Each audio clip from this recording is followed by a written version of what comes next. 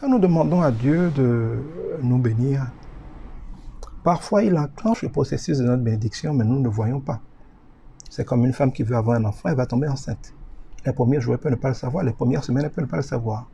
Et pendant plusieurs mois, les gens de l'extérieur ne voient rien. Et pourtant, Dieu est en train de faire ce qu'elle a demandé. C'est 9 mois après que l'enfant va sortir et que la majorité des gens verra que Dieu a fait ce qu'elle voulait. Il en est ainsi quand on met une graine en terre. Pendant qu'elle pourrait qu'elle se décompose, on a l'impression que rien ne se passe jusqu'à ce qu'un petit bourgeon sorte. Il en est ainsi dans nos vies. Nous demandons des choses à Dieu et Dieu se met en branle pour les faire.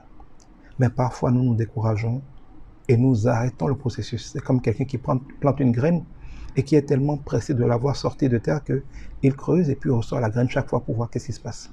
Vous savez bien que celui qui fait ça ne verra jamais d'arbre pousser. La graine doit tomber en terre et mourir. Ça prend un certain temps. La femme qui va ouvrir son ventre tous les jours pour voir s'il y a un enfant dedans, on ne va pas avoir d'enfant. Quand vous demandez quelque chose à Dieu, un processus s'enclenche. Dieu fait des choses en vous, Dieu fait des choses dans les autres, Dieu bouge des pignons, il organise et teint des circonstances pour vous exaucer.